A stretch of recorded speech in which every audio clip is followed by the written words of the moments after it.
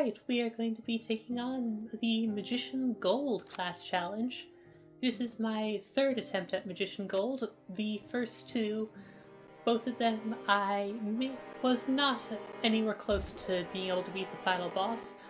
This time, though, now that I had figured out the right strategy, I was able to do it on my first try with the new approach. So it seems to be very doable once you've figured out exactly what the trick is. The only altar in this dungeon is Mystera and every single monster has magical attack. So when I first came here, I was thinking of it as analogous to Vicious Steel, because Vicious Steel I did a ton of codex runs in with various classes in an attempt to rainbow it, and over there more than half of all the monsters have magic attack, but I was still able to worship Mystera just fine. Could get up to Mystic Balance pretty quickly, and then I would still accrue piety slowly for the rest of the run. Here, though, I found that when I worshipped Mystera from the start, I was able to gain piety as long as I wasn't attacking anything, just going around wait-wetting like I am right now since I haven't found Fireball.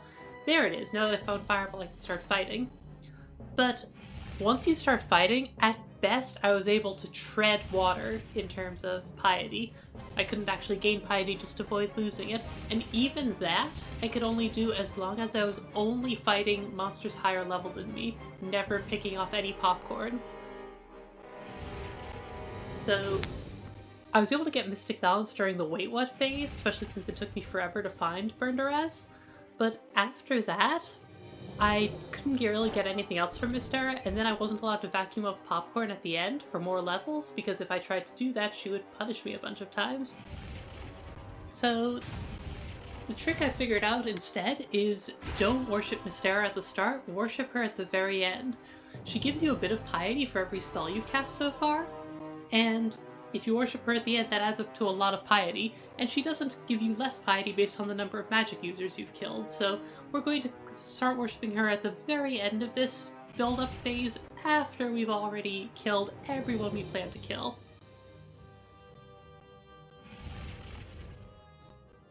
And I've bought a stone sigil as well to sort of help with that. I don't have a good sense of, at this point, of how much piety Mystera is going to give me when I finally worship her, so I figure anything I can do to get more will help.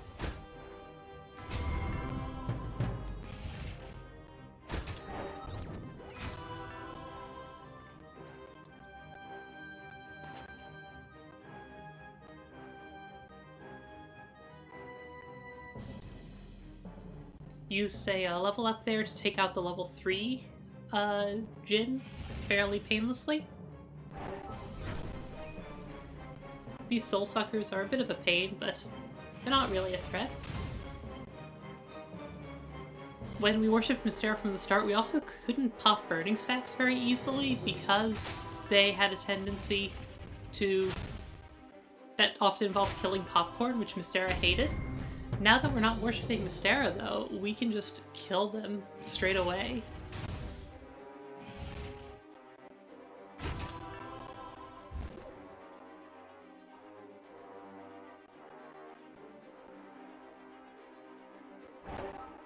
Seems to be the same fairly odd collection of shop items each run. Compression Seal in particular is a bit unusual, but since it doesn't appear in shops normally, but I think it's actually a pretty good buy here. We're like the hooded figure who takes you to the Naga City arena and then you can't go back. The final boss of this challenge is similarly off in its own room that you can't return from once you go there. So compression seals are very nice for bringing more glyphs with us to use for our conversions, since they're both going to dizzy the boss thanks to the Magician's glyph conversion special, and they'll restore us a bunch of mana thanks to Mystera's refreshment boon, assuming we can get the piety to afford it.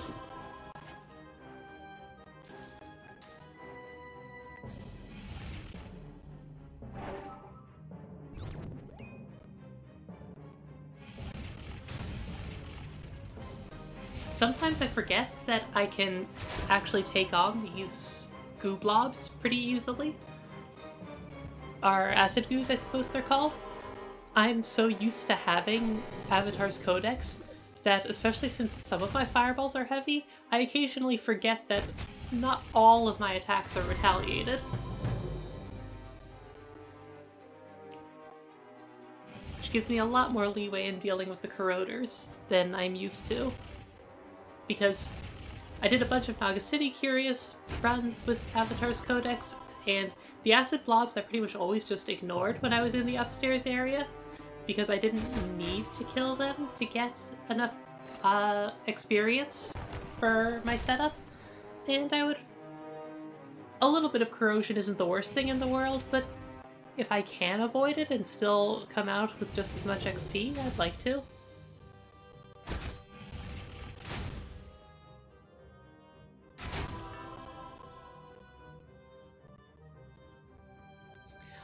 Can't actually get over to that level 1 Soul Sucker.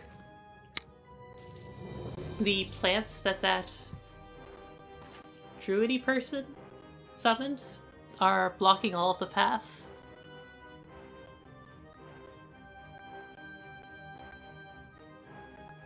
Which is making me turn my eyes on who I can kill to get over there, and this acid blob, if killed, will open up the path. So I'm going to use this level up to kill the acid blob.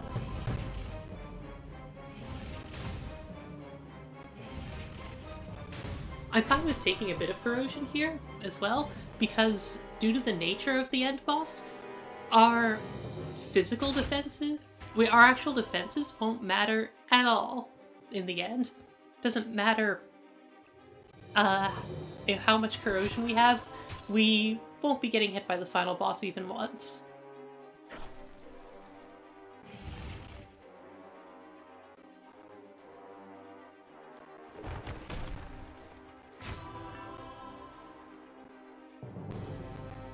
Running out of darkness to explore, so now I'm much more willing to vacuum up popcorn monsters.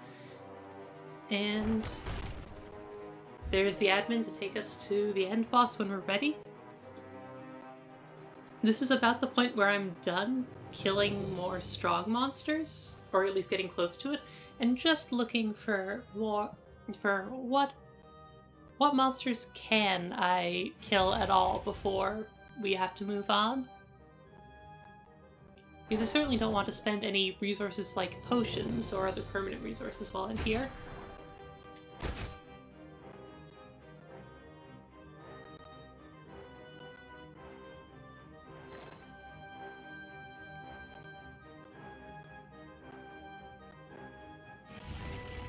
And this acid blob seems like a very doable target.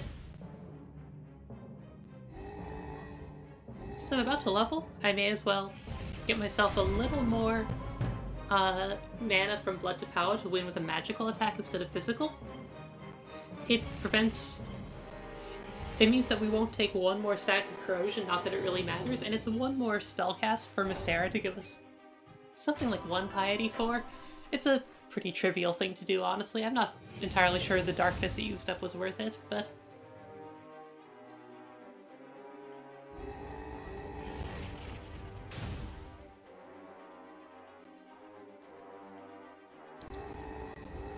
Blood to Power doing good work here.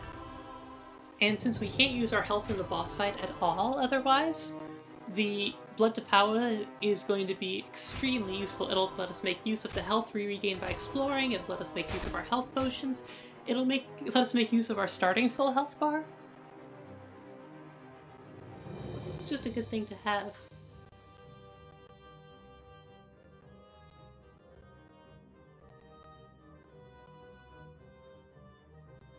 And now that I've finally done killing monsters for good, I am about ready to say, hey, Mystera, give me whatever piety you can. And she gives us a whopping 90 piety on initial worship, which makes me feel like maybe just a little the stone sigil that we bought didn't actually pay off that much. We got a grand total of 10 extra piety from it, but oh well.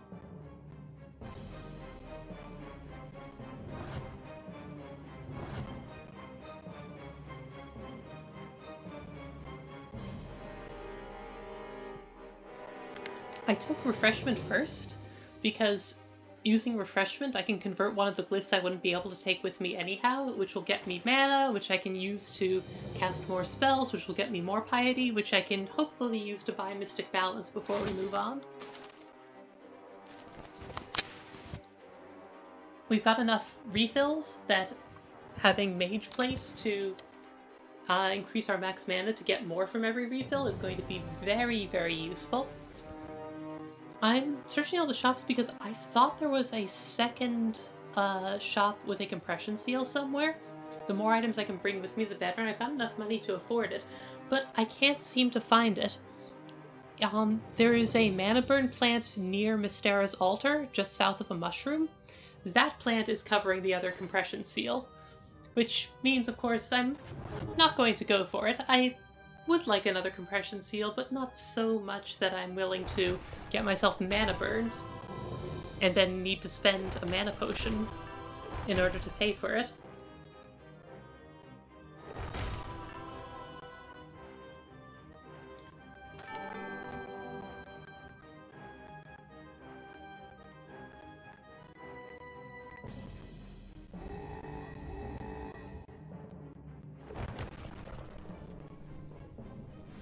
We actually have a really nice sort of loop going here where we use Endoswall to uncover more darkness, explore the darkness for health and mana, turn the health into mana with Blood to Power, and then repeat. We're honestly making a profit on each of these cycles. So because of that, we're able to farm quite a bit of piety here. So anything more we can get Mystera to give us before we move on is going to be nice.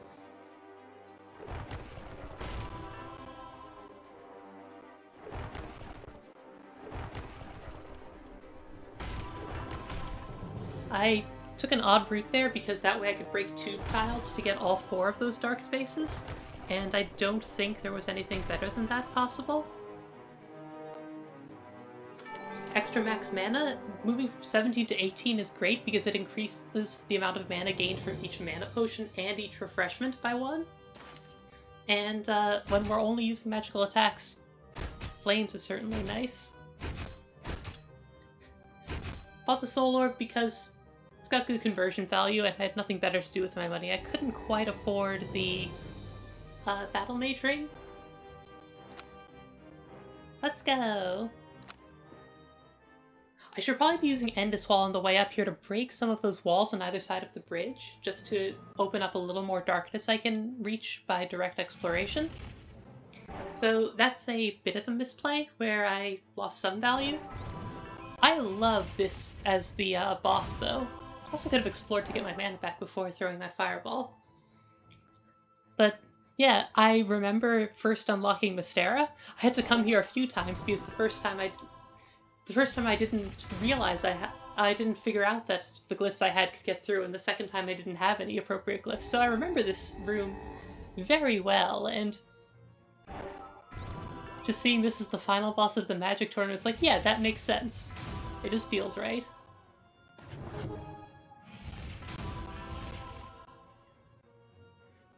That's even the same stats as before. Physical Immune, Retaliate, Fireball, 9999, or 999 health and damage.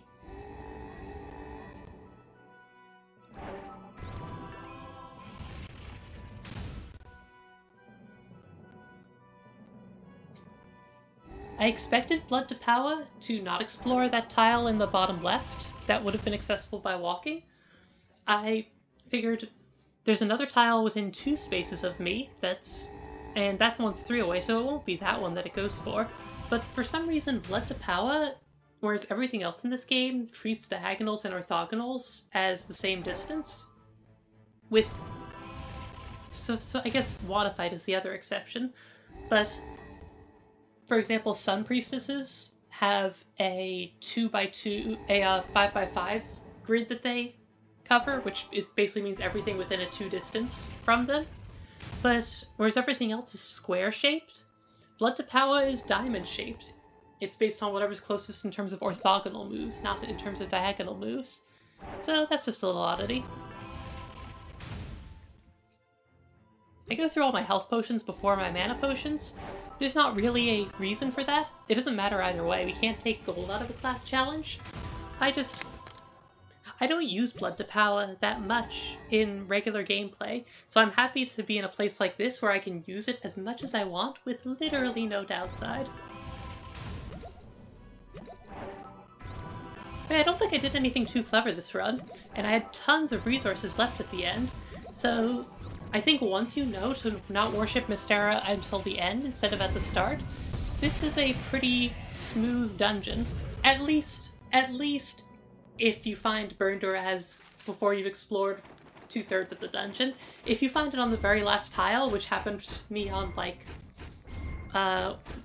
one of my Naga City attempts, where I decided not to prep Magnet Fireball, if you find it on the last tile, there's not a whole lot you can do, and here you don't have the option of prepping it, so that kind of sucks. But as long as that doesn't happen, I think you can win this every time.